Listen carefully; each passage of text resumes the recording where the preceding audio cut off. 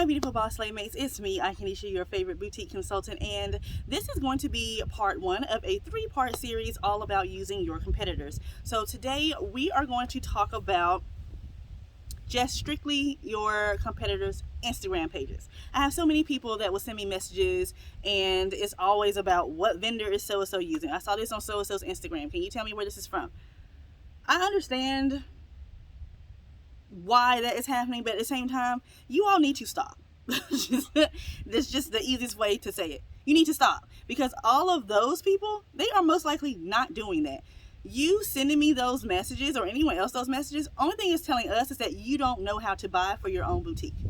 You need to learn who your customer is, what they will buy, what your brand identity is, because whatever is working for you, for them, is most likely not going to work for you. They are on a whole totally different level than you are. Their customers are most likely not going to shop with you. You have to figure out what to do for you. Okay, I've said this so many times. I don't mean to sound like a broken record. I'm not trying to offend anybody. I'm just telling you all the hard truth. Stop trying to copy these people. Okay, so we're going to talk about what you should be doing if you're going to be going to competitors' Instagram pages. All right, so first up, I want you all to go to whomever's Instagram page.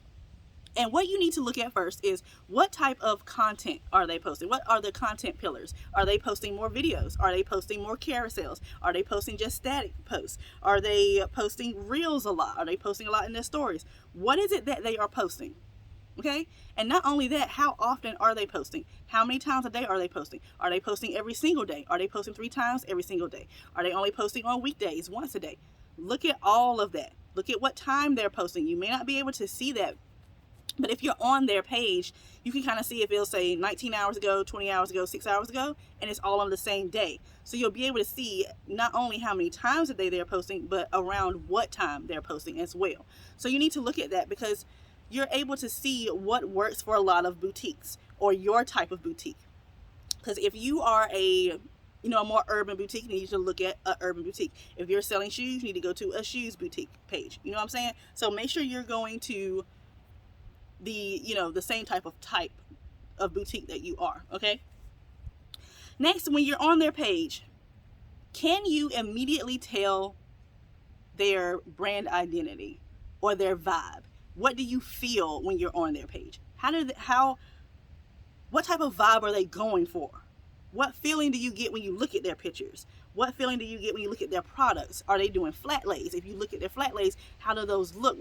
What feeling are they evoking from you, from their photos? That is what you really need to pay attention to, because that is part of their brand identity, and you want to learn how to do that for your boutique as well. So you really need to figure out how to convey a vibe or an aura or something like that, because that is part of your brand identity. If you don't know how to do that, you're not going to get people to buy, because we don't have the luxury of talking to people in person and building rapport. Your rapport is built through your vibe from your photos, which goes into my next point. How do their product photos look? I can make so many videos and preach about this so much, and it's like so many people do not get this. Your photos are the bread and butter of your business. You cannot make money without great looking photos, and it's so many of you all, not y'all that are watching, but I have people that have come to me that are really delusional about the look of your photos. I had one girl, her photos were really blurry, bad lighting, all of that. And she told me that her photos looked like mine. I took offense to that, because I know damn well my pictures look amazing. I work really hard on my photos, and I don't even really have to edit my photos. So yeah, your photos need to be crisp, clear, great lighting. They don't have to be professional. You can take pictures with your phone. As you all know, for the past year and a half now, all of my photos have been taken from my phone, because I know what I'm doing. If you don't want to take pictures inside because you don't have great lighting or ring light, take pictures outside. The natural light and the sunlight is your best friend. Okay, I'm filming on the phone right now. Look how great this looks. My color looks great. I'm outside in the sunlight. It's all you need to do. When you have these particular photos on your website or your Instagram page, well, Instagram, we're talking about Instagram because we're talking about right now.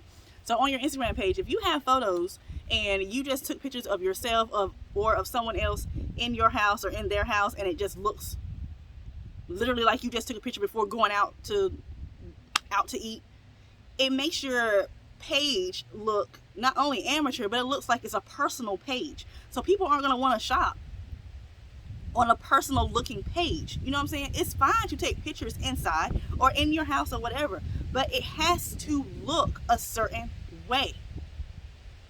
Your photos should make a person, or me, let's say me for example, if I'm coming to your page as a customer, I should want to be that model in that picture. I should want to have on what she has on, because the vibe that you are putting forth from the photo, it looks great, the background looks great, she looks great, her hair is on point, her body is on point, whatever it is, everything is on point in the photo. So it makes me feel like, damn, I need to get this, I need to get this shirt, I need to get this hat, I need to get whatever it is that you're selling. That is what your pictures have to convey. You all cannot compete with these big boutiques if your photos look like shit. I'm sorry. It's so, and I have even watched other people who give out advice to boutique owners, and they're telling y'all the same thing. A lot of y'all's pictures look horrible. You have to invest in great looking photos. You are not able to talk to people in person. So have great looking photos. If you go to Merswag, K&Co, Chic Boutique, whatever their name is, Miss Bling Miami, Touch Dolls, you're not seeing shitty photos. Okay? So y'all gotta step it up. If you gotta get a photographer, then get a photographer. You have to do something, because you're not gonna make it off of these horrible photos. Okay? I didn't mean to go off on a tangent. Like I said, I'm not trying to offend anybody. I'm just trying to help y'all, because you're not gonna make money without good photos. That's just it. So the last thing you need to look at when you are on a competitor's Instagram page, look at what people are saying in the comments.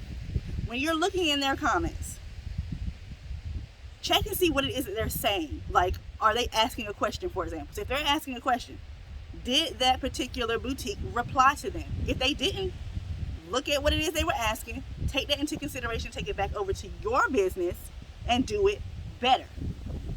Then you could also, if you notice that after a week or so they still haven't replied, reply to it yourself, but in a way that is not from your business page, of course. Reply from your personal, if it's something that you can answer, or just let them know, like, hey, if it's something that you sell yourself. I've done this several times. I used to do this on Rashida's page, Press, because she never answered her customers. I took plenty of people from her because they were not doing what they needed to do, which was being social and engaging with their customers in their comments. So look at all of that. If people are, let's say you're on Fashion Nova, for example, and you see a lot of people are complaining about the shipment time, then that means you need to make sure that your shipping time beats Fashion Nova. And that could be something that you say. Like, you can say, hey, Jeans Fashion Eat ships out within 24 hours. You will get your items within 3 to 5 business days. Boom, there you go. So use them in a wise way. Whatever it is that people are complaining about, do it better. If they are not getting answers, answer them, but don't do it in a way that is disrespectful. Okay? So once again, when you are on the Instagram pages of your competitors, look at what they are posting, what time they are posting. If they're engaging in their comments, look at what their photos look like. What type of vibe are they putting off? Use all of that to your advantage. That is what you need to do when you're on competitors' Instagram pages. Not worrying about who their vendor is, because you're already behind as it is. If you're constantly copying someone, you're always 1 to 2 steps behind, because you're waiting for them to make the first move. Okay? So you all need to remember that. So next video, we are going to talk about what you should be looking at when you go to a competitor's website. Okay? And in the third video, we're going to actually talk about 2 actual businesses and what I know you all and me can learn from these 2 big businesses. And yes, one of them is going to be Fashion Nova, because you can't not talk about Fashion Nova when it comes to the boutique business. All right, so I will see you all in the next video. Bye, guys.